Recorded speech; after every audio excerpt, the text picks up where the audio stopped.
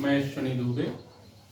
कल हम सब लोग डिस्कस कर रहे थे परमुटेशन कम्बिनेशन के कॉन्सेप्ट के बारे में। उन्हीं कॉन्सेप्ट को हम सब लोग आगे प्रोसीड करते हुए चलते हैं।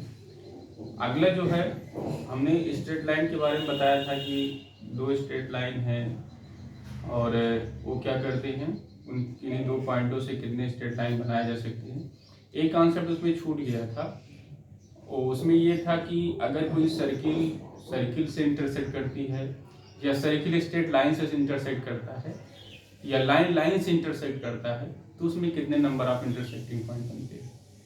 समझ रहे हैं ना। हमारे कहने का मतलब ये है कि जैसे मान लेते हैं हमारे पास दो सर्किल है, एक सर्किल ये है, एक सर्किल ये है।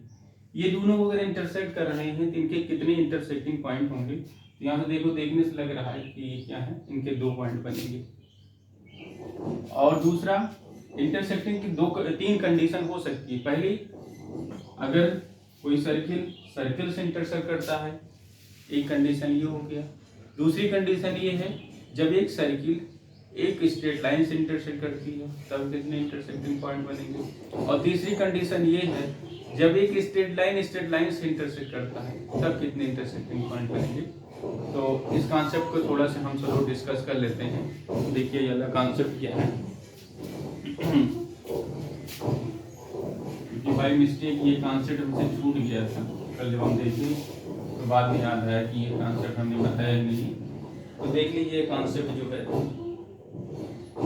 ये कॉन्सेप्ट है maximum number of intersecting point. Maximum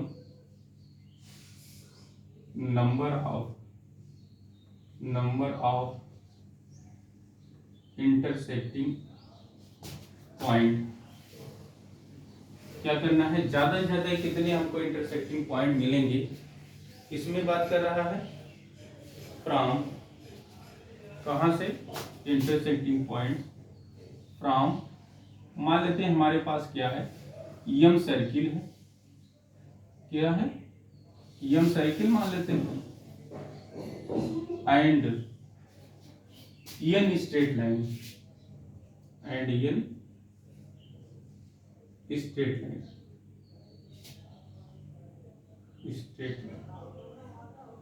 मतलब हमारे पास यम सर्किल है और एन स्ट्रेट लाइन है, तो इन दोनों से हम कितने इंटरसेक्टिंग पॉइंट बना सकते हैं। ठीक, तो इसकी बात करते हैं, कितने बन जाएंगे। इज गिवन बाय, थोड़ा ध्यान से समझना, जब हम किसी सर्किल को, जैसे यहाँ पे हमारे पास सर्किल कितने हैं, यम है। जब हम यम सर्किल को क्या करेंगे, किसी सर्किल से इंटरसेक्ट कराएंगे। जैसे अभी हमने आपसे क्या बताया था कि जब दो सर्किल आपस में मिलते हैं तभी इंटरसेक्ट करते हैं। जब एक ही सर्किल रहेगा तो किससे इंटरसेक्ट करेगा, तो अपने आप से इंटरसेक्ट करेगा नहीं। इंटरसेक्ट करने के लिए कोई अदर पार्टिकल या कोई अदर टर्म होना चाहिए, कोई अदर लाइन होनी चाहिए। तो अगर हम इनको इंटरसेक्ट कराते हैं, मान लेते हैं यम सर्किल से दो सर्किल के लेकर के हम कितने इंटरसेक्टिंग पॉइंट बना सकते हैं। जैसे हमने मान लिया एक सर्किल ये हो गया, एक सर्किल ये हो गया, ठीक है ना। इन दोनों सर्किल को हम क्या कर रहे हैं, इंटरसेक्ट करा रहे हैं। तो अगर इन दोनों को इंटरसेक्ट करा रहे हैं तो यहाँ से हमको कितने इंटरसेक्टिंग पॉइंट मिल रहे हैं, दो मिल रहे हैं। मतलब एक, जब हम इनको इंटरसेक्ट कराए दो सर्किल को, तो इंटरसेक्टिंग पॉइंट हमको जो मिल रहे हैं वो दो मिल रहे हैं। इसका मतलब जब यम में से हम 2 का सिलेक्शन करेंगे तो हमको क्या करेगा, मतलब क्या मिलेगा, दो इंटरसेक्टिंग पॉइंट मिलेंगे। इसलिए हम क्या कर देंगे, 2 से इंटू कर देंगे। और जब एक स्ट्रेट लाइन को एक सर्किल से इंटरसेक्ट कराएंगे, मतलब एक हमने क्या कर लिया, सर्किल ले लिया, एक स्ट्रेट लाइन ले लिया। ये स्ट्रेट लाइन कहीं भी आप ड्रा कर दो। तो अगर हम एक सर्किल को एक स्ट्रेट लाइन पे ले जाकर के हम क्या कर देते हैं, इंटरसेक्ट कराते हैं, तो यहाँ पे कितने नंबर ऑफ पॉइंट्स आपको मिल जाएंगे, दो मिल जाएंगे, है ना। तो यहां भी वैसे क्या है, प्लस यम सर्किल में से एक सर्किल ले रहे हैं और क्या ले रहे हैं, एक स्ट्रेट लाइन ले रहे हैं। मतलब एक सर्किल है, एक स्ट्रेट लाइन है। अब दोनों को हम क्या कर रहे हैं, इंटरसेक्ट करा रहे हैं। तो जब इंटरसेक्ट करा रहे हैं, देखिए यहां भी हमको 2 पॉइंट मिल रहा है। है ना, थोड़ा सा इनको और स्पेस लेके लिख देते हैं। यम सर्किल में से एक सर्किल का हम ले रहे हैं कॉम्बिनेशन, और एक का किसके साथ ले रहे हैं, स्ट्रेट लाइन के साथ ले रहे हैं। हमको नंबर ऑफ पॉइंट कितने मिल रहे हैं, 2 मिल रहे हैं, इसलिए क्या कर देंगे, इसमें भी हम 2 से इनटू कर देंगे। ठीक है ना, ये समझ रहे हैं ना 2 क्यों आ रहा है। यम सर्किल में से दो सर्किल का हम क्या कर रहे हैं, इंटरसेक्ट करा रहे हैं। यहाँ पे यम सर्किल में से एक सर्किल और एक स्ट्रेट लाइन को इंटरसेक्ट करा रहे हैं, और अगले वाले में अगर हम एक स्ट्रेट लाइन को दूसरे स्ट्रेट लाइन से इंटरसेक्ट करा दें तो वो नंबर ऑफ पॉइंट कितना देगा, एक ही तो देगा। तो यहाँ पे क्या है, अब नंबर ऑफ हमारे पास स्ट्रेट लाइन कितने हैं, n है। n में से हम जब 2 स्ट्रेट लाइन लेंगे तो हमको कितने पॉइंट मिलेंगे, एक ही पॉइंट मिलेंगे, इसलिए यहाँ से हम 2 से इनटू इसमें नहीं करेंगे। समझ रहे ना मतलब एक बार फिर हम समझा देते हैं। अगर हमारे पास m सर्किल्स हैं और n स्ट्रेट लाइंस हैं, ठीक, उनका हमको इंटरसेक्ट कराना है तो उनको हम 3 तरह से इंटरसेक्ट करा सकते हैं। सर्किल को सर्किल से इंटरसेक्ट करा सकते हैं, सर्किल को स्ट्रेट लाइन से करा सकते हैं, या फिर स्ट्रेट लाइन को स्ट्रेट लाइन से करा सकते हैं। जब सर्किल सर्किल से इंटरसेक्ट करेगा तो 2 इंटरसेक्टिंग पॉइंट देगा। जब सर्किल स्ट्रेट लाइन से इंटरसेक्ट करेगा तब 2 इंटरसेक्टिंग पॉइंट देगा। लेकिन जब स्ट्रेट लाइन से इंटरसेक्ट करेगा तो केवल एक इंटरसेक्टिंग पॉइंट देगा। वही हमने आपको स्ट्रक्चर से भी बता दिया था कि कैसे ये एक पॉइंट मिलता है। ठीक, अब इस पे एग्जांपल देख लेते हैं। Question, how many intersecting point from, मान लेते हैं हमारे पास क्या है 4 circle, from 4 circles and straight line कितना मान लिया जाए, 3 मान लेते हैं, एंड 3 स्ट्रेट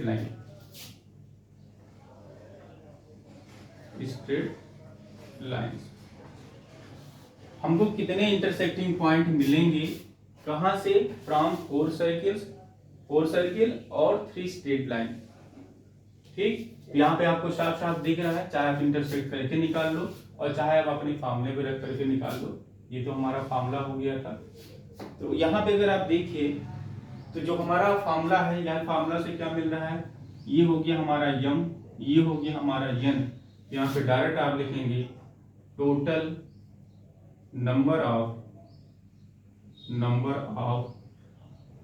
इंटरसेक्टिंग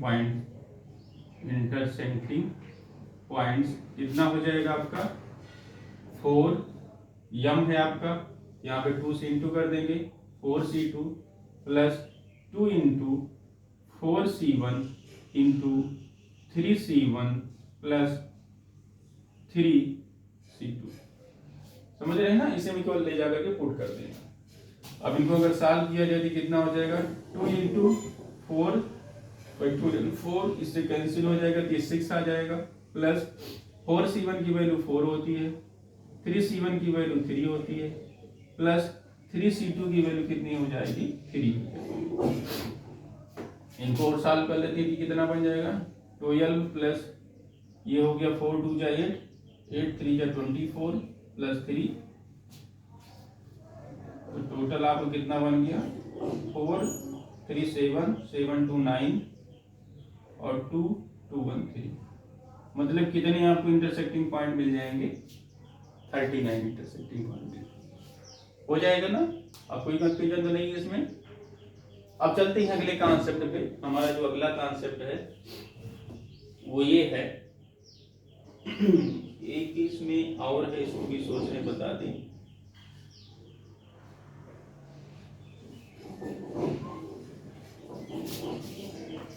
चलिए देख लेते हैं अगला वाला।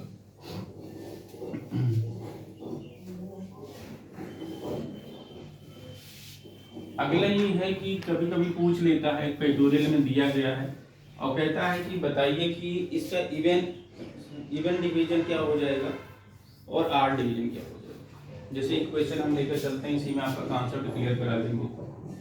फाइंड इवन डिवीजन ऑफ, इसका मान लेते हैं फैक्टोरियल, सपोज दैट 100 है, ठीक। तो हमको क्या करना है, फैक्टोरियल 100 का डिवीजन बताना है, क्योंकि अभी बहुत बड़ा हो गया वीरेंद्र को। अभी केवल 100 की बात कर लेते हैं, अभी फैक्टोरियल इसके बाद बताते हैं। तो हम सब लोग क्या करेंगे, सबसे पहले टोटल नंबर ऑफ डिवाइजर इसका निकालेंगे, कितने इसके पॉजिटिव डिवाइजर होंगे, इसके बारे में हम सब लोग पीछे चर्चा किए थे। क्या होता है, पहले इसका हम प्राइम फैक्टर निकाल लेते हैं। तो अगर 100 को हम ब्रेक करेंगे तो 100 को क्या लिख सकते हैं, 2 पावर 4 इंटू 5 पावर 2 कर सकते हैं, है ना। 2 पावर 4 इंटू 5 पावर 2 ये आपका बन जाएगा, ये आपका प्राइम फैक्टर के फॉर्म में हो गया। अब इसके बाद आपका क्या हो जाएगा, हमने यहाँ पे अब इनके टोटल नंबर ऑफ, अगर पूछ लिया जाए टोटल डिवाइडेड कितने होंगे, थोड़ा सा हम फिर से रिवाइज कर देते हैं। टोटल नंबर ऑफ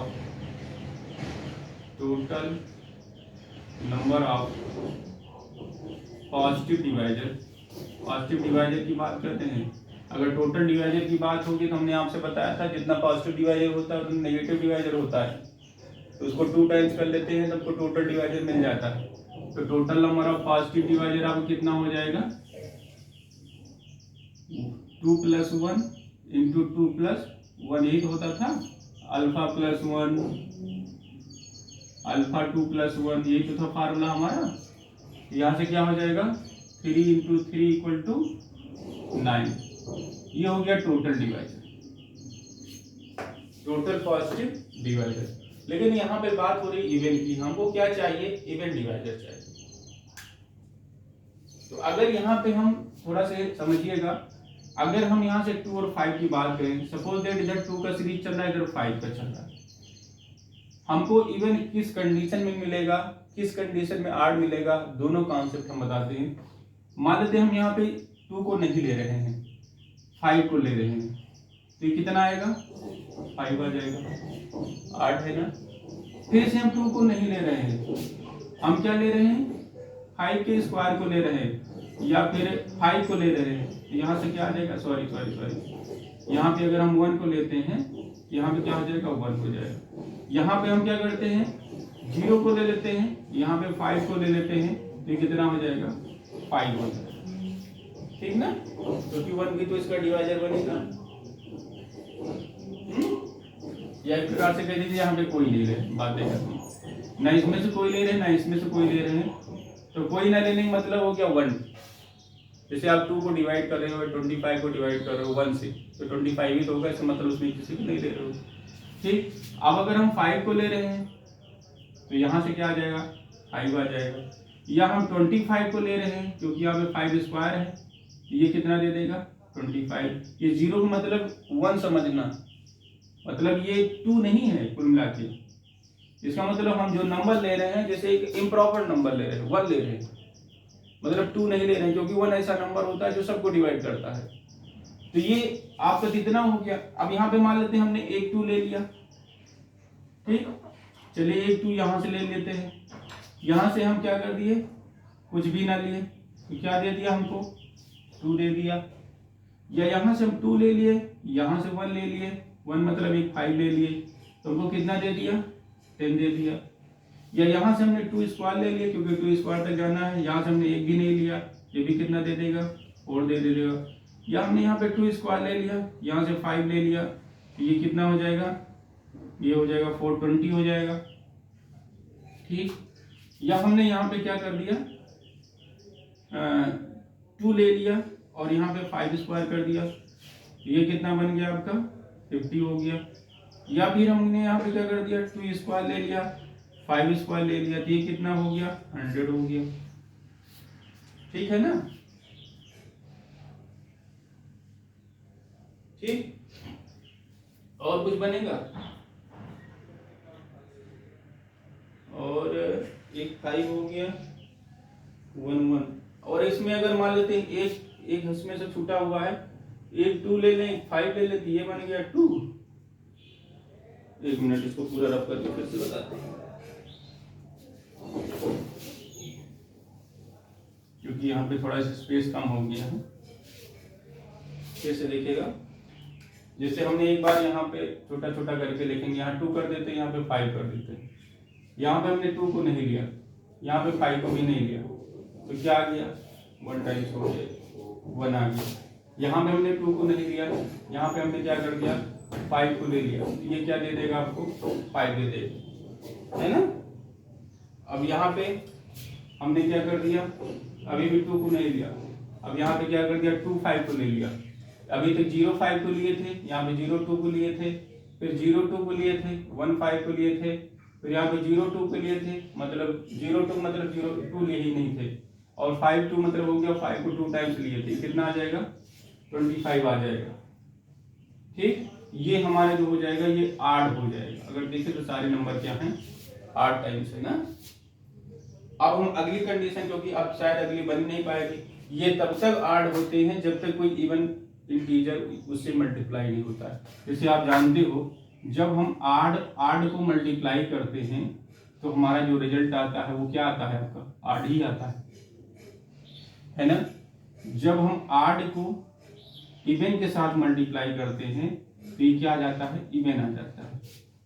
जब हम इवन को मल्टीप्लाई करते हैं तभी हमको क्या मिलता है, इवन ही मिलता है। इसका मतलब जब इसमें से हम किसी भी नंबर की बात करेंगे, यहाँ तो इवन नंबर हमने कोई लिया ही नहीं, क्योंकि जैसे ही इवन नंबर ले लेंगे ये सारे डिजिट आपके इवन में बनने लगेंगे। तो इनका मल्टीप्लिकेशन जैसे इवन से होगा तुरंत हमको इवन मिल जाएगा। तो हम पहले 8 डिफाइन करते थे, 8 कितने नंबर होंगे, तो हमने क्या कर लिया, एक बार 5 को लिया ही नहीं, वहाँ से 1 मिल गया। फिर हमने एक 5 ले लिया, यहाँ से हमने एक भी 2 नहीं लिया, यहाँ पे हमने 2 5 ले लिया, ये 25 हो गया, यहाँ से हमने एक भी नहीं लिया। अब यहाँ पे इसमें किसी से भी आप मल्टीप्लाई करोगे तो 8 ही बनेगा। अब हमको इवन की बात करनी है, मतलब इवन को मल्टीप्लाई करते या फिर इवन 8 को मल्टीप्लाई करते, वो इवन ही बन जाता है ना। अब इवन वाली केस है, मान लेते हैं हमने क्या कर दिया, एक 2 ले लिया, 5 को नहीं लिया, यहाँ से कितना मिल गया 2 मिल गया। फिर हमने क्या कर दिया, एक 2 को ले लिया, एक 5 को ले लिया, यहाँ से कितना हो गया 10 हो गया, क्योंकि ये 2 ये 5 10। फिर हमने एक 2 को ले लिया, 2 5 को ले लिया, तो जब 2 को 5 को लेंगे तो कितना हो जाएगा 50 हो जाएगा, है ना। समझ रहे हैं ना। आप क्या करेंगे उसके बाद, फिर हम क्या कर देते हैं, 2 2 को ले लेते हैं और एक को 5 को न लें तो क्या बना देगा 4 बना देगा।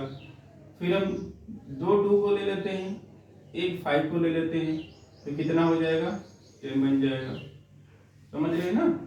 फिर से हम 2 2 को ले लेते हैं, 2 5 को ले लेते हैं तो कितना हो जाएगा आपका ये हो जाएगा आपका 100 हो जाएगा।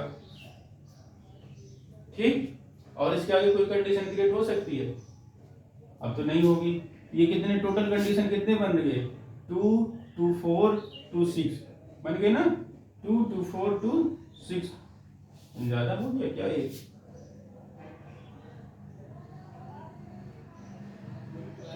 ओ सॉरी, हमने ऊपर काउंट कर लिया, 2 2 4 2 6 इसको हमने काउंट कर लिया था।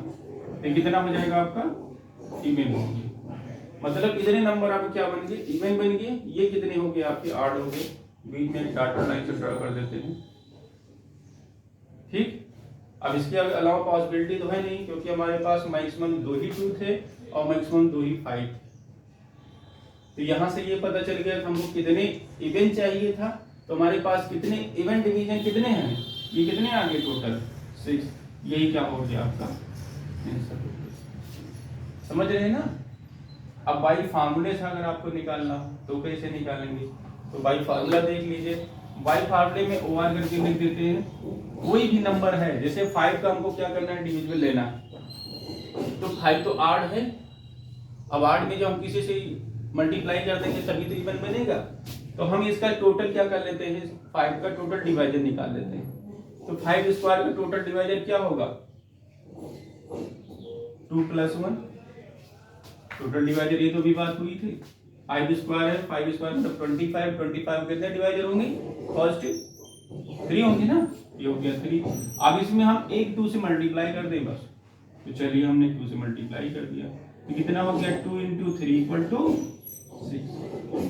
ये क्या हो जाएगा, आपका आंसर हो जाएगा। मतलब चाहे आप इससे लगाइए चाहे आप इससे लगाइए, दोनों से आपका सही रहेगा। ये आपके समझने के लिए है, ये आपके शॉर्टकट ट्रिक के लिए है कि कम समय में कैसे आप इसको सॉल्व करोगे। ठीक, आगे चले, चलो अगले कॉन्सेप्ट पे चलते हैं। हमारा जो अगला कॉन्सेप्ट है उसमें एक फैक्टोरियल की बात कर ली जाए कि फैक्टोरियल में कैसे डिफाइन करते हैं।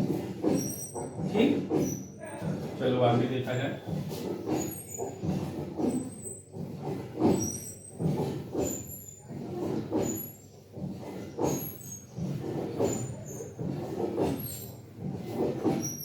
एक फैक्टोरियल क्वेश्चन ले लेते हैं और इसमें डायरेक्ट हम सम की भी बात कर लेते हैं। ठीक है, फाइंड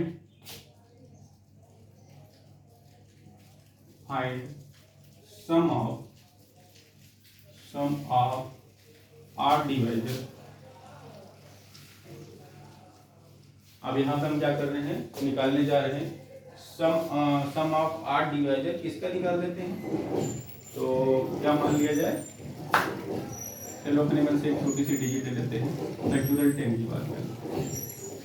तो फैक्टोरियल 10 में पहले ये देख लेते हैं हमारे पास कितने आर डिवाइजर हैं या कितने डिवाइजर्स हैं।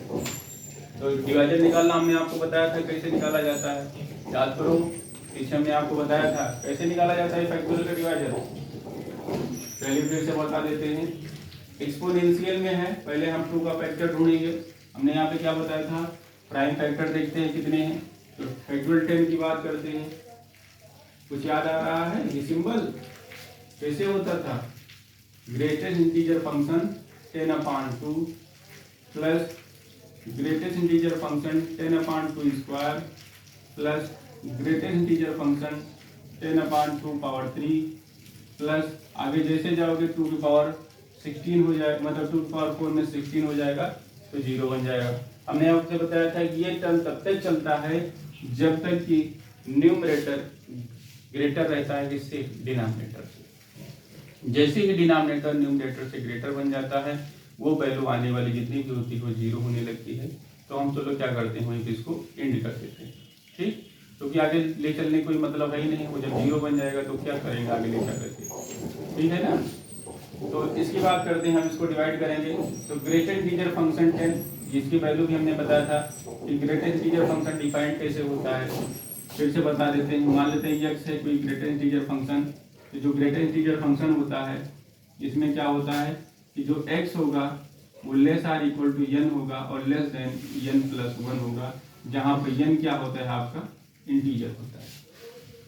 ठीक, मतलब कहने की ये है कि अगर इसकी वैल्यू सपोज दैट -3 दिया गया है तो इसको आप डायरेक्ट लिख सकते हो -3, लेकिन अगर इसकी वैल्यू -3.4 दिया गया है तो इसकी वैल्यू क्या हो जाएगी, -4 हो जाएगी। या फिर आप इनको क्या लिख सकते हो, 4.3 दिया गया है तो इसकी वैल्यू क्या हो जाती है, 4 हो जाती है। ये हमने पीछे डिस्कस किया था। आगे जब फंक्शन आएगा तो वहाँ भी हम आपको बाई ग्राफ इसको दिखाएंगे कि कैसे ये क्या करता है, वैल्यू पे अप्रोच करता है लीस्ट वैल्यू को, और कैसे एक होता है सीलिंग फंक्शन होता है, सीलिंग फंक्शन इनका जस्ट अपोजिट होता है, वो इस तरह से बनता है। इनको हम सीलिंग फंक्शन कहते हैं, और जो ये होता है इनको हम चलो कहते हैं ग्रेटेस्ट इंटीजर फंक्शन कहते हैं। एक फॉर्म इसका और होता है, इनको आप इस तरह से भी बना सकते हो, इस तरह से, इसको हम फ्लोर फंक्शन भी कहते हैं। ये फ्लोर फंक्शन होता है, इनको हम सीलिंग फंक्शन कहते हैं, इनको सीलिंग फंक्शन के भी नाम से जानते हैं, या इसको दूसरा नाम क्या है, ग्रेटेस्ट इंटीजर फंक्शन होता है। ग्रेटेस्ट इंटीजर फंक्शन होता है, सॉरी लीस्ट इंटीजर फंक्शन होता है, ये आपका ग्रेटेस्ट इंटीजर फंक्शन होता है। इस ग्रेटेस्ट इंटीजर फंक्शन को हम लोग फ्लोर फंक्शन भी कहते हैं, और जो आपका सीलिंग फंक्शन होता है उसको हम लोग लीस्ट इंटीजर फंक्शन भी कहते हैं। ठीक, बहरहाल हम आगे डिस्कस करेंगे, अगर नहीं आपको कॉन्सेप्ट में आ रहा होगा तो इसके बारे में हम चर्चा करेंगे, फंक्शन जब पढ़ाएंगे तो आपको बताएंगे। ठीक है, इसकी आप चिंता मत करिएगा कि मान लेते हैं अगर आपको नहीं समझ में आ रहा, अभी आप इतना समझ लो कि इसकी वैल्यू कितनी आती है, बाद में हम पूरा आपको डिटेल में बताएंगे आपको परेशान होने की आवश्यकता नहीं है। तो आप यहाँ से देखिए, जब आप 2 को 10 को डिवाइड करेंगे 2 से, तो कितना आ जाएगा 5। 5 पे जो ग्रेटर इंटीजर फंक्शन होता है, इंटीजर पे इंटीजर ही देता है, इतना आप ध्यान रखो। जो भी फंक्शन होगा, चाहे सीलिंग फंक्शन होगा चाहे फ्लोर फंक्शन होगा, मतलब चाहे ग्रेटर इंटीजर फंक्शन हो चाहे इंटीजर फंक्शन हो, वो इंटीजर पे इंटीजर ही दे देगा, मतलब जो इंटीजर में रहेगा वही दे देगा वो। ठीक, इतना कॉन्सेप्ट तो क्लियर है ना। अब जैसे यहाँ पे 4 आ गया, 4 को 10 से डिवाइड करना, सॉरी 4 से डिवाइड करना है 10 को। जब 4 से 10 को डिवाइड करना कितने टाइम जाएगा, 2 टाइम जाएगा। जब 2 टाइम जाएगा तो पॉइंट समथिंग आएगा। तो आप इतना रखो, अगर पॉजिटिव डिजिट है, ग्रेटेस्ट इंटीजर फंक्शन है, तो पॉजिटिव डिजिट में जो लेफ्ट हैंड साइड में रहेगा पॉइंट के पहले वाली डिजिट वही आ जाएगी। जैसे मतलब कहने मतलब यह 2.3 है, ये ग्रेटर इंटीजर फंक्शन है। इसमें क्यों लिखना समझ लो, ये पॉइंट के पहले की जो डिजिट है उसी को लिख देंगे। तो यहाँ पे पहले क्या है 2। ठीक, इनकी बात कर लेते हैं। 10 को 8 से डिवाइड करना है, 10 को 8 से डिवाइड करना है तो समथिंग आएगा 1 पॉइंट। तो हमको पॉइंट के बाद वाले की बात चिंता करनी नहीं, उसको छोड़ देना है, जाने दो, हटा दो, कोई मतलब नहीं। उसके पॉइंट के पहले की बात कर लो, पॉइंट के पहले की बात हमको 1 मिल रहा है, बस यही वैल्यू हो जाएगी। ठीक, समझ गए ना। अभी ट्रिक बेस पे इसे समझ लो, बाकी हम आपको बहुत डिटेल में बताएंगे इसको। ये आपको कितना हो जाएगा 5 3 8 हो जाएगा, मतलब 2 का एक्सपोनेंट कितना आ गया 8 आ गया। अब हम क्या करते हैं 3 का निकाल लेते हैं, ये 3 का निकाल लेते हैं। E3 कितना होगा, ग्रेटेस्ट इंटीजर फंक्शन 10/3 हो गया, ग्रेटेस्ट इंटीजर फंक्शन 10/3 स्क्वायर हो गया। आगे जाने कोई मतलब नहीं, 27 हो जाएगा, 0 बन जाएगा, है ना। तो वहां तक आपको कोई आवश्यकता नहीं जाने की। अगर इनको आप डिवाइड करते हो, देखिए डिवाइड करिए, 3 को जब 10 से मतलब 10 को 3 से डिवाइड करेंगे तो 3 3 जा 9, 3 पॉइंट समथिंग, तो पॉइंट छोड़िए, जो आए वही लिखिए आप। 10 है, 10 को हमको क्या करना है 9 से डिवाइड करना है, तो 1 पॉइंट समथिंग, समथिंग को जाने दो, चला गया घर पे, कोई दिक्कत नहीं। कितना आ गया आपका 4 आ गया। मतलब हमको जो 3 का यहाँ से मिल रहा है, एक्सपोनेंट कितने मिल रहे हैं 4 मिल रहे हैं। ऐसे ही अगला प्राइम नंबर क्या आया 5 आएगा। 5 का बात कर लेते हैं, 5 की क्या होगा फैक्टोरियल 10 की। तो फिर इसकी बात करते हैं तो क्या हो जाएगा, ग्रेटर इंटीजर फंक्शन 10/5 हो गया, plus greater integer function 10/5 square हो गया। इनको लिखने कोई मतलब ही नहीं था, ये भी 0 बना देगा। इसको हम डिवाइड करेंगे कितना आ जाएगा 5 2 या 10, 2 एज ए इंटीजर, 2 यहाँ हो गया, ये 0 हो गया, तो 5 का मिल गया। अगला प्राइम नंबर क्या होगा 7 हो गया। तो अगली बात क्या कर लेते हैं E7 की, फैक्टोरियल 10। जब हम E7 की बात करेंगे, चलिए इनका भी निकाल लेते हैं एक्सपोनेंट। तो 10/7, आगे मत जाना क्योंकि 7 स्क्वायर टू 45 हो जाए 49 हो जाएगा, 0 बन जाएगा।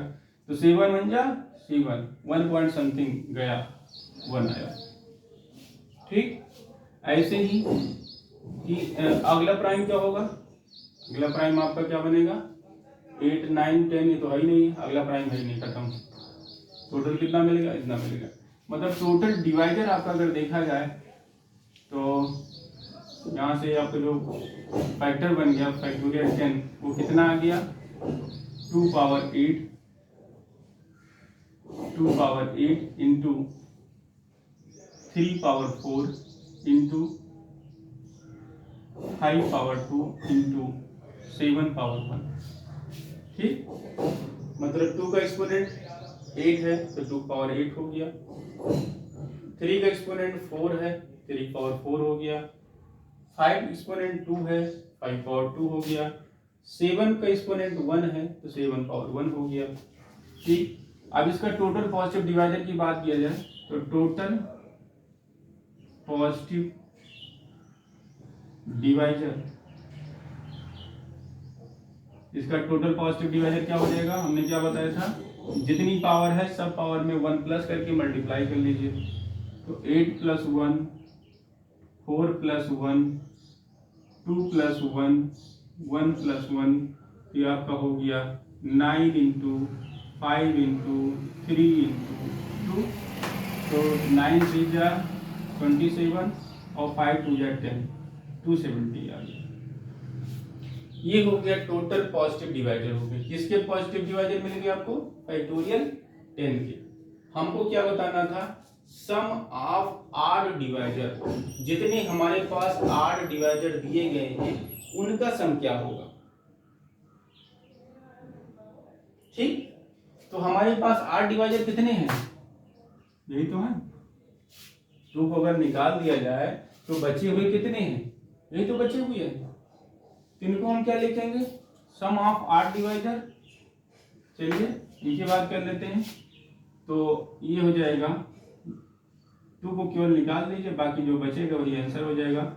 सम ऑफ 8 डिवाइजर, ये आपका बन जाएगा, क्या बनेगा, 4 + 1, 2 + 1, 1 + 1, तो आपका हो जाएगा 415। सम ऑफ 8 डिवाइजर, ओ सॉरी सम नहीं लिखे, सम यहाँ पे नहीं, 8 डिवाइजर की बात करना है। 8 डिवाइजर कितने होंगे, यहाँ पे सम नहीं निकालना है, सम का फार्मूला दूसरा है। तो यहाँ पे 8 डिवाइजर की बात हो रही है, तो 8 डिवाइजर हमारा कितना हो जाएगा, टोटल 8 डिवाइजर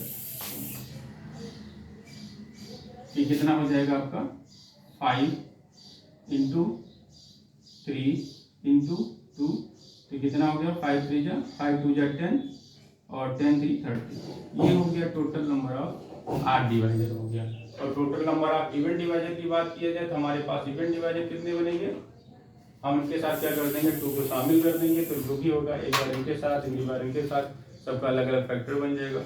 और जो सम की बात की थी, जैसे हमने यहाँ पे भी सम की बात की थी, तो सम के बारे में भी हमने आपको बताया था। उसमें करते क्या है, जैसे हमको इसका सम निकालना है तो हम क्या करते थे, यहाँ पे इसे सीरीज एक डेवलप करते थे, 2 पावर 0 + 2 की पावर 1 + 2 की पावर 2 + डाटा कहाँ तक जाते थे, मैक्सिमम पावर। फिर इसके साथ फिर इसको इंटू करते थे, फिर इसको इंटू करते थे, फिर इनको ऐसे ऐसे करके, जो हमने आपको बताया था, आप जानते भी होंगे। तो अब हम चलते हैं अगले क्वेश्चन पे, ये तो आपको समझ में आ ही गया होगा। अगला देखिएगा,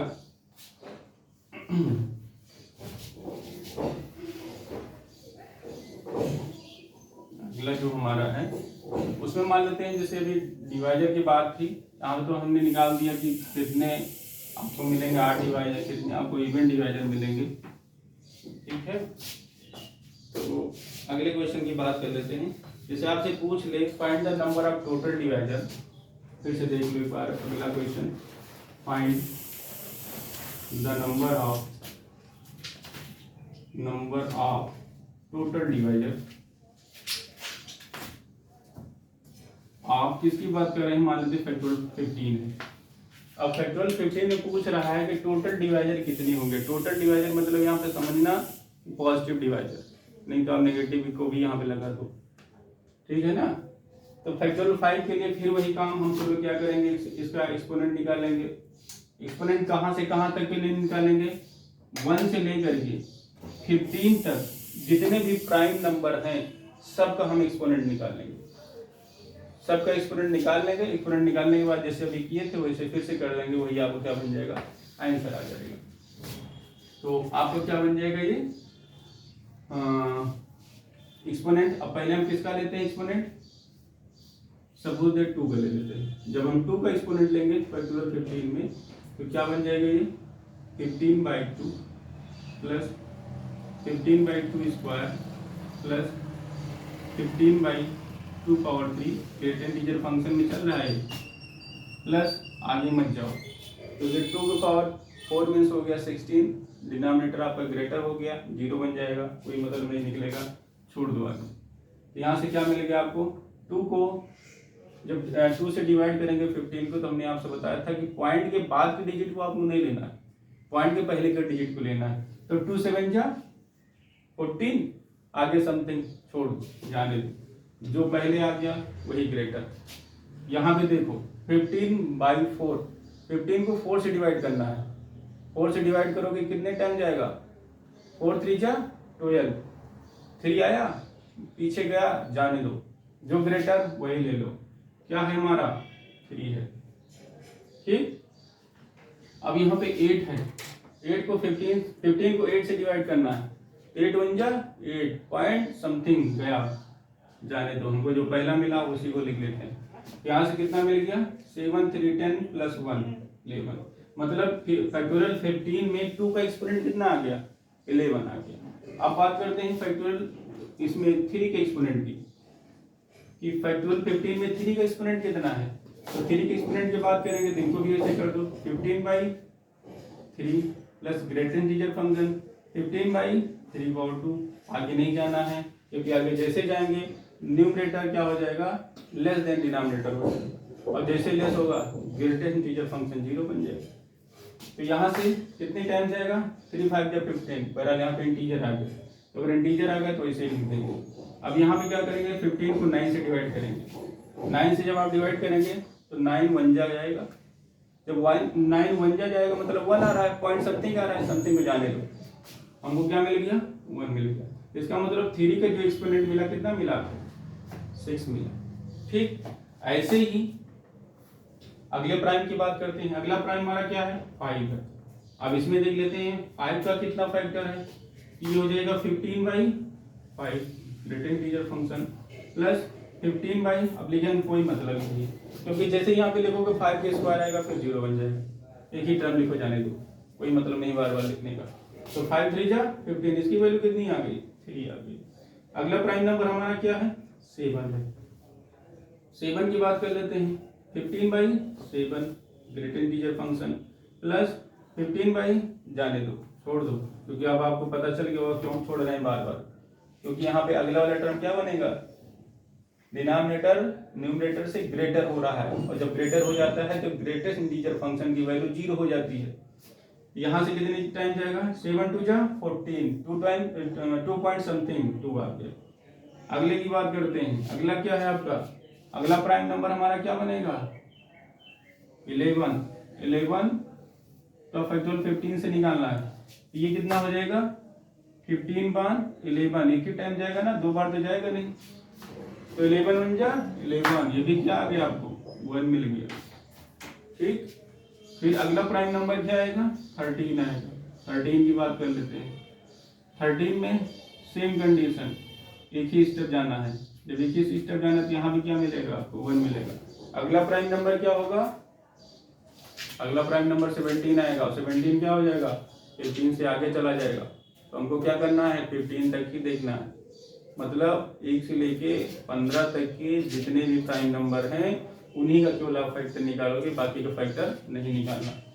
तो अब टोटल नंबर ऑफ डिवाइजर कितने हो गए, तो ये जो आया है यही क्या होता है, फैक्टोरियल 15 की वैल्यू होती है। इनको पहले आप सजा लो, जिनको आप सजाओगे तो 2 की पावर 11 हो गया, इंटू 3 पावर 6 हो गया, 5 पावर 3 हो गया, और उसके बाद क्या आ गया 7 पावर 2 हो गया, 11 पावर 1 हो गया, 13 पावर 1 हो गया।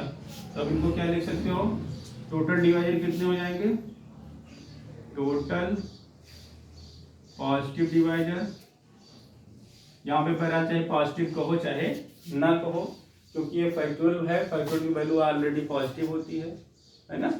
तो यहाँ पे अगर आप किसी नेगेटिव से डिवाइड करोगे तो वैल्यू नेगेटिव आ जाएगी, जो कि एक्सेप्ट नहीं करेगा, इसलिए आप पॉजिटिव कह भी सकते हो, नहीं भी कह सकते हो, आप फ्री हो। ठीक है, बहरहाल हमने लिख दिया, कोई बात नहीं। तो यहाँ से कितना हो जाएगा 11 + 1 into 6 + 1 into 3 + 1 into 2 + 1 into 1 + 1 into 1 + 1, इसी को आप मल्टीप्लाई कर लेना, जो आपका आएगा वही क्या हो जाएगा, आंसर हो जाएगा। ठीक है ना, समझ में आ रहा है। अब चलिए अगले कॉन्सेप्ट पे, अगले कॉन्सेप्ट पे चलते हैं। एक आप सब लोग देखे होंगे, कभी कभी कहता है कि रो अरेंजमेंट कहता है, एक सर्कुलर अरेंजमेंट करता है, सुने होंगे। कभी कोई कहता है कि बताइए कि रो अरेंजमेंट कर रहे हैं तो कितने टाइप से कर सकते हैं, या सर्कुलर अरेंजमेंट कर रहे हैं तो कितने टाइप से करते हैं। थोड़ा सा अब हम सब लोग उस पर डिस्कस करते हैं। तो अगला जो हमारा है कॉन्सेप्ट, रो अरेंजमेंट की बात करते हैं। हम आपको क्या बताएंगे, क्वेश्चन बताएंगे, और उसी से आपको डायरेक्ट क्या कर देंगे, बता देंगे कि उसकी वैल्यू क्या होगी। ठीक है ना। तो अरेंजमेंट तो आप पढ़े होंगे कि हम टोटल अरेंजमेंट कितने टाइप से कर सकते हैं। जैसे हमारे पास 10 कॉइन्स हैं, 10 डिफरेंट कॉइन्स हैं, 10 डिफरेंट कॉइन्स को आप कितने टाइप से अरेंज कर सकते हो। है। ठीक, तो 10 कॉइन्स अगर आपको रो में अरेंजमेंट करना है तो आप क्या कैसे करोगे, फैक्टोरियल 10 टाइम्स से करेंगे, है ना। तो इतना ही कॉन्सेप्ट है, ज़्यादा कुछ इसमें है नहीं। मतलब हमारे पास n डिफरेंट थिंग्स हैं, n डिफरेंट थिंग्स को अगर आपको अरेंजमेंट करना है तो कितने टाइप से कर सकते हैं, रो अरेंजमेंट अगर आपको करना है तो फैक्टोरियल n टाइम्स से कर सकते हैं। इसीलिए क्वेश्चन कर लेते हैं। क्वेश्चन देखिएगा,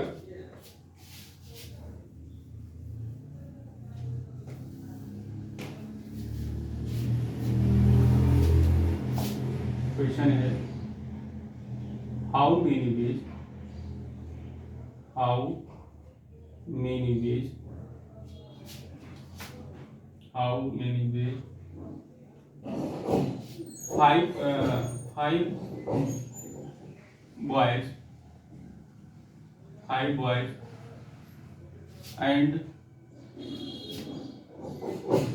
five boys and 3 girls can be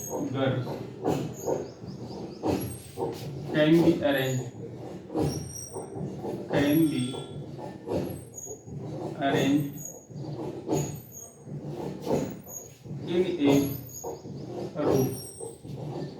in a row ये क्वेश्चन देखिए, कह दिया कि how many ways 5 boys and 3 girls can be arrange in row. किसी रो में 5 लड़के और 3 लड़कियों को कितने प्रकार से हम अरेंज कर सकते हैं। तो एक चीज यहाँ पे ध्यान रखना कि यहाँ पे कोई कंडीशन नहीं दी गई है। तो अगर कोई कंडीशन नहीं दी है तब तो आप फ्री हो। तो टोटल नंबर ऑफ वेज की बात करें, अरेंजमेंट कितने प्रकार से आप कर सकते हैं। तो अगर कोई कंडीशन नहीं दी है तो आप डायरेक्ट इनको ऐड कर लेंगे, तो आपका एक लाइन में आंसर आ जाएगा total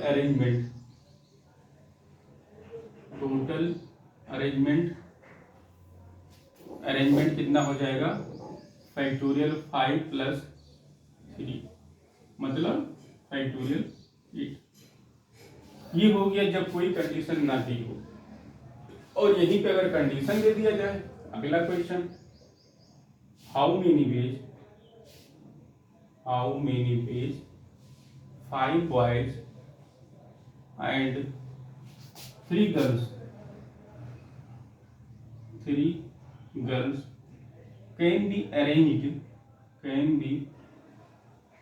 arranged in a row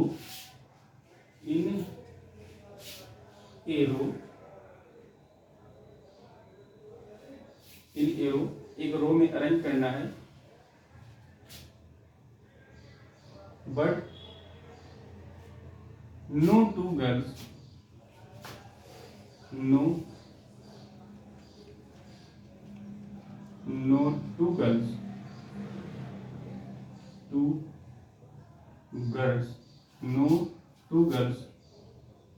sitting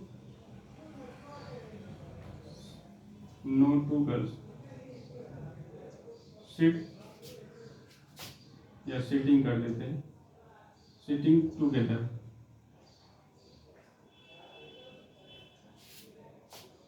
no two girls sitting together। जबकि कोई 2 लड़कियां क्या हो एक साथ ना बैठे तो उनको हम कितने प्रकार से अरेंज कर सकते हैं उसकी बात कर रहा है। तो सेटिंग थोड़ा सी कम समझ में आ रहा है, यहाँ पे कर देते हैं नो 2 गर्ल्स कम टुगेदर, एक साथ ना है। ठीक, तो हम सब लोग मान लेते हैं हमारे पास 5 बॉयज थे, तो हमने 5 बॉयज को पहले ऐसे बैठा दिया, B1 B2 B3 B4 B5, हमने क्या कर दिया, 5 लड़कों को बैठा दिया। अब कह रहा है कि जो कंडीशन दी है नो 2 गर्ल्स कम टुगेदर, 2 लड़कियां एक साथ नहीं होनी चाहिए, 2 लड़कियां एक साथ नहीं होनी चाहिए। चलिए कोई बात नहीं, तो हम 5 लड़कों को कितने प्रकार से बैठा सकते हैं, फैक्टोरियल 5 प्रकार से बैठा सकते हैं। अब बचे हुए प्लेस कितने हैं जिनमें हम लड़कियों को फिल कर सकते हैं, तो लड़कियों को हम यहाँ भी बैठा सकते हैं, यहाँ भी बैठा सकते हैं, यहाँ भी बैठा सकते हैं, यहाँ भी, यहाँ भी, यहाँ। तो कितने प्लेस हो गए, 1 2 3 4 5 6। मतलब हमारे पास 6 प्लेस हैं। 6 प्लेस में हमको कितने लड़कियों को बैठाना है? 3 लड़कियों को बैठाना। तो कितने प्रकार से इनका सिलेक्शन कर सकते हैं? तो 6 प्लेस को 3 लड़कियों से कितने प्रकार से फिल किया जा सकता है? कितने प्रकार से? 6C3। मतलब गर्ल्स का अरेंजमेंट कैसे हो, कितना हो जाएगा? 6C3 हो जाएगा। तो हो जाएगा अरे बॉयज अरेंजमेंट कितना हो जाएगा? बॉयज का अरेंजमेंट हो गया फैक्टोरियल 5 हो गया। गर्ल्स का क्या हो गया? गर्ल्स का अरेंजमेंट कितना हो गया? प्लेस हमारे पास थे 6 में से हमको क्या करना था? 3 गर्ल्स को बैठाना था। तो टोटल अरेंजमेंट कितने हो जाएंगे? टोटल अरेंजमेंट आपको कितना हो जाएगा? 6C3 into factorial 5। इन्हीं को आप सॉल्व कर लेंगे तो आपको पता चल जाएगा कि कितनी तरह से हम इनको 5 लड़कों और 3 लड़कियों को एक रूम में बैठा सकते हैं। ठीक है, समझ में आ गया होगा? कोई डाउट तो शायद नहीं होगा, है ना? चले आगे। ओके, अगले कॉन्सेप्ट चलते हैं।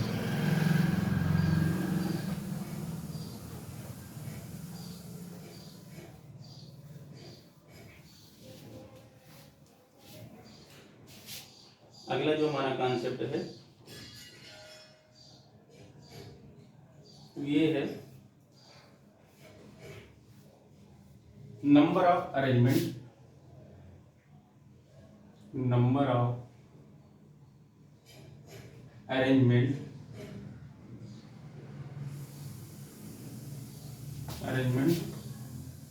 Of n different things, n different things, number of arrangement of n different things into r different groups, into r different groups is given by। अब यहाँ पे कह रहा है कि हमको क्या करना है? हमारे पास n डिफरेंट थिंग्स हैं जिसमें से क्या करना है? r डिफरेंट ग्रुप बनाने हैं। ठीक, इनको हम कितने प्रकार से बना सकते हैं? इसमें 2 केस होता है। पहला केस आपका मान लेते हैं, पहला केस है, पहले केस में ये मान लेते हैं कि जो ब्लैंक ग्रुप है उसको भी हम क्या कर रहे हैं? शामिल कर रहे हैं। अगर ब्लैंक ग्रुप को शामिल करते हैं तब क्या होगा? अगर ब्लैंक ग्रुप को शामिल नहीं करते हैं तब क्या होगा? तो पहले केस में हम सब लोग बात करेंगे ब्लैंक ग्रुप क्या करने के लिए। ब्लैंक ग्रुप अगर शामिल नहीं करते हैं तब क्या करेंगे? When blank group, when blank group admissible, मतलब हम क्या कर रहे हैं? ब्लैंक ग्रुप को शामिल कर रहे हैं। तो ये क्या हो जाता है? Factorial n plus r minus 1 c r minus 1। मतलब जब आप ब्लैंक ग्रुप को शामिल कर रहे हैं तो हम कितने प्रकार से ग्रुप को बना सकते हैं? वो हो जाता है factorial n plus r minus 1, और यहाँ पे 1 मिनट हमने दूसरा फॉर्मूला लिख दिया, यहाँ पे हो जाएगा Pn होगा। ठीक है, व्हेन ब्लैंक ग्रुप एडमिसिबल तो आपका कितना हो जाएगा? n plus r minus 1 Pn बन जाएगा।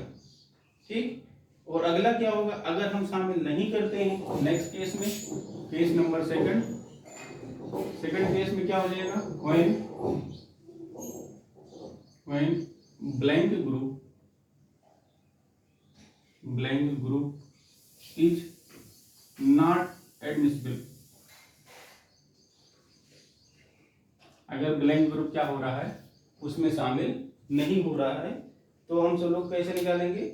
ये हो जाता है आपका factorial n into factorial n minus 1 C R minus 1। ये n minus 1 C R minus 1 क्यों किया गया जानते हैं? ब्लैंक ग्रुप को हम बाहर कर निकाल, इसीलिए में से क्या कर दिए हैं, एक को बाहर कर दिए, मतलब एक माइनस कर दिए हैं। तो जब एक माइनस कर देंगे तो ये हमको ब्लैंक ग्रुप नॉट एडमिसिबल होगा। ठीक, अभी आप समझ जाएंगे, इस पर हम एग्जाम्पल आपको देंगे। अभी जब एग्जाम्पल देंगे तो आपको बहुत अच्छे से समझ में आ जाएगा। देख लीजिए यही इसको रख कर दें, चलो रहने दो, इसी नीचे ही लिख देते हैं। हाउ मेनी वेज, क्वेश्चन है how many veg, how many veg 10 different 10 how many ways 10 different balls can be arranged, balls can be arranged into, कितने ग्रुप में कर दिया जाए इनको, अरेंज इनटू कितने में कर दिया जाए, चलो मान लेते हैं 3 डिफरेंट बॉक्स ले लेते हैं, 3 डिफरेंट बॉक्सेज।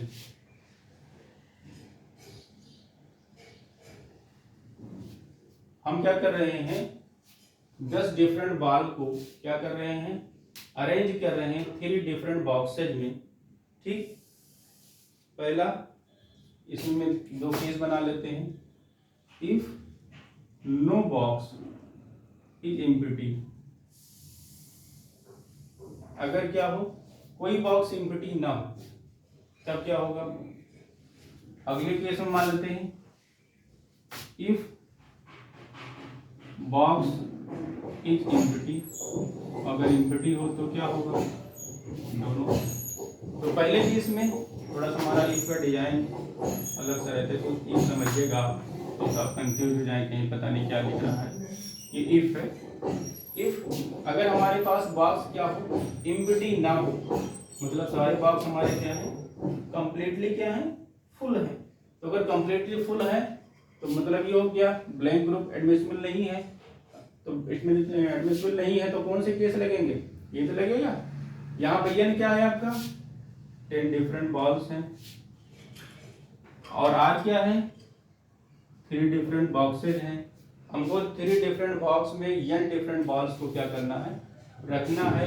तो उनको हम कितनी तरह से रख सकते हैं, जबकि एक भी बॉक्स आपका एम्प्टी ना हो, मतलब खाली ना हो।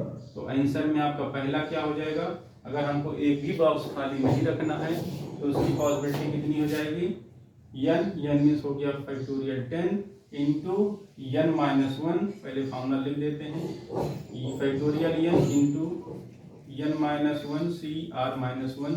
यहाँ जब आप रखोगे तो factorial 10 into 10 minus 1 C 3 minus 1, तो आपका हो जाएगा फैक्टोरियल 10 इंटू फैक्टोरियल 9 सी 2 हो जाएगा। ये हो गया। जब हमारे पास कोई बॉक्स खाली नहीं है तो हम कितने प्रकार से इनको हम सजा सकते हैं। और अगर कह दे, क्या कह दे कि ब्लैंक ग्रुप एडमिसिबल है, मतलब शामिल किया जा रहा है, तो अगर शामिल किया जा रहा है तो क्या हो जाएगा, वही पहले वाला केस। तो जो पहला केस हमारा क्या था, n plus R minus 1 P N, यहाँ से क्या हो जाएगा, n हमारा 10 है, r हमारा 3 है, minus 1 P P n means हो गया 10। तो आपका कितना बन गया, ये 13 माइनस 1 12 पी, 12 पी आपका कितना बन गया, 10 बन गया।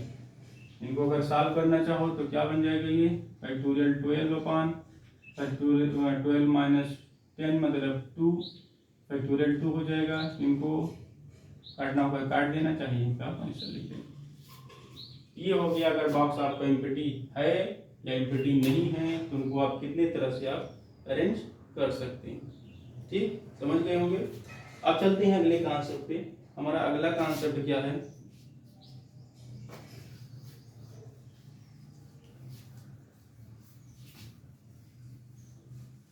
अगला है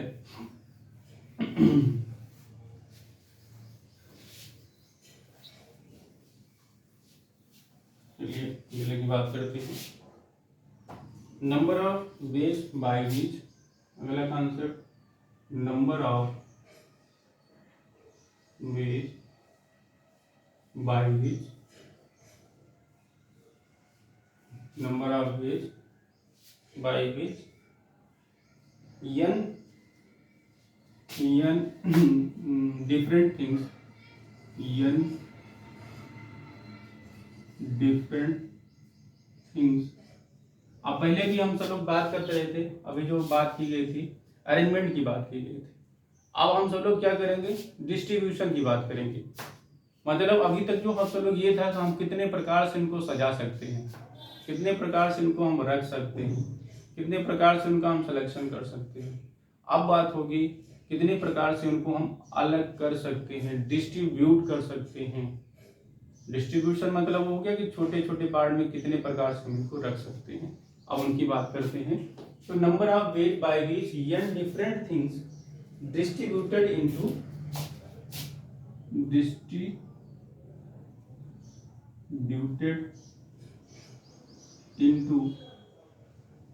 are different things, are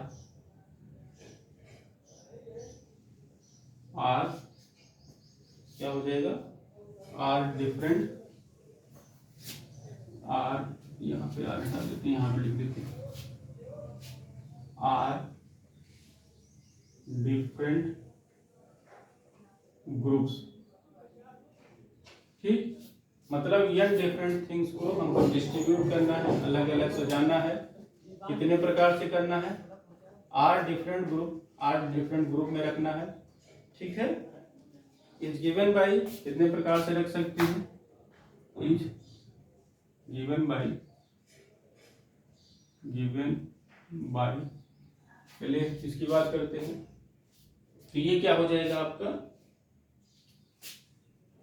r power n minus nc1 r minus 1 power n minus 1 plus nc2 r minus 2 power n minus 2 plus nc3 sorry यहाँ माइनस हो जाएगा r minus 3 power n minus 3 plus data. ठीक है ना, समझ रहे हैं। तो अब क्या हो जाएगा, जब हम क्या करेंगे, n डिफरेंट थिंग्स में से डिस्ट्रीब्यूट करेंगे r डिफरेंट ग्रुप में, तो उनको हम कितने प्रकार से डिस्ट्रीब्यूट कर सकते हैं। ये टोटल नंबर ऑफ डिस्ट्रीब्यूशन हो गया। एक मिनट, हमने यहाँ पे सबट्रैक्ट कर दिया, ये सबट्रैक्ट नहीं होगा, पावर ये नहीं चलेगा सबका, सॉरी। तो हम कितने प्रकार से इनको डिस्ट्रीब्यूट कर सकते हैं, ये हो गया टोटल नंबर ऑफ डिस्ट्रीब्यूशन हो गया। कितने में से, n डिफरेंट थिंग्स में से r डिफरेंट ग्रुप में कितने प्रकार से हम इनको डिस्ट्रीब्यूट कर सकते हैं। जैसे मान लिए हमारे पास 9 बॉल्स हैं, ठीक, 9 बॉल्स को हमको क्या करना है, 5 बॉक्सेज में रखना है, 5 बॉक्सेज में क्या करना है, डिस्ट्रीब्यूट करना है। तो हम कितने प्रकार से डिस्ट्रीब्यूट कर सकते हैं, तो अगर इनको डिस्ट्रीब्यूट करना है तो कितने प्रकार से कर सकते हैं। चलिए क्वेश्चन बना कर लिख देते हैं इसी पर ही।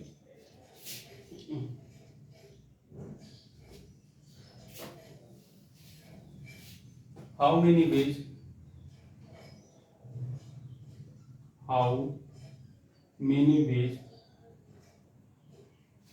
कितना लिए थे, 9 लिए थे। How many veg 9 different balls can be distributed into, अगली वाली डिजिट क्या थी, कितना लिया था, 5 into 5 boxes into 5 boxes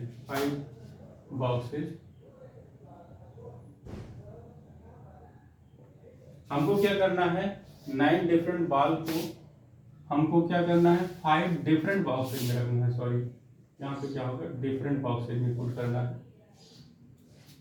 तो चले जाए। अब यहाँ पे अगर आप ध्यान से देखिए, ये हमारा क्या है, ये हमारा n है, और ये जो बॉक्सेज है ये हमारा क्या है, r है। इसी पे आप पुट कर दीजिए जो हमने ऊपर फॉर्मूला लिखा है, उसी पे जब आप रखोगे इसका सलूशन क्या बन जाएगा, ये हो जाएगा आपका आर मीन्स हो गया 5 पावर n मीन्स हो गया 9 माइनस 9c1, ठीक। आर क्या हो गया आपका 5 हो गया, 5 माइनस 1 पावर 9 प्लस ये साइन थोड़ा सा ध्यान रखना, साइन अल्टरनेट चलेगा, और हो जाएगा आपका अगला क्या हो जाएगा 9c2, 5 minus 2 power 9 minus 9c3, 5 minus 3 power 9 plus 9c4, 5 minus 4 power 9, ठीक। आगे आपको नहीं जाना है, क्योंकि आगे जैसे ही जाएंगे 5 माइनस 5 होगा, वो क्या हो जाएगा 0 हो जाएगा। तो ये सब जब आप सॉल्व करोगे तो जो आएगा यही आपको क्या हो जाएगा, आंसर हो जाएगा। हम यहाँ पे सॉल्व नहीं कर रहे हैं, नहीं सॉल्व करने में समय विकास होगा। थोड़ा से हमने डिजिट को यहाँ पे बड़ी ले ली थी, अभी छोटे डिजिट होते तो हम सॉल्व करते थे। बहरहाल ये मेथड आप समझिए कि हमारा कॉन्सेप्ट क्या है, जिससे हम इसको सॉल्व कर सकें। तो हमको मेन चीज़ ये देखना है कि 9 डिफरेंट बॉल हैं, हमको 5 डिफरेंट बॉक्सेज में पुट करना है। उनको पुट करने का मतलब डिस्ट्रीब्यूशन करने का कितने प्रोसेस है, वो टोटल आपको ये प्रोसेस हो जाएगा, यही आपको क्या बन जाएगा, आंसर बन जाएगा। ठीक, आगे चला जाए। चलिए ना होगा तो अगले कॉन्सेप्ट को हम कल डिस्कस करेंगे। आज कॉन्सेप्ट को यहीं पे रखते हैं। जैसा भी होगा, अगर कोई डाउट होता है तो आप हमको व्हाट्सएप या शेयर कमेंट करिएगा।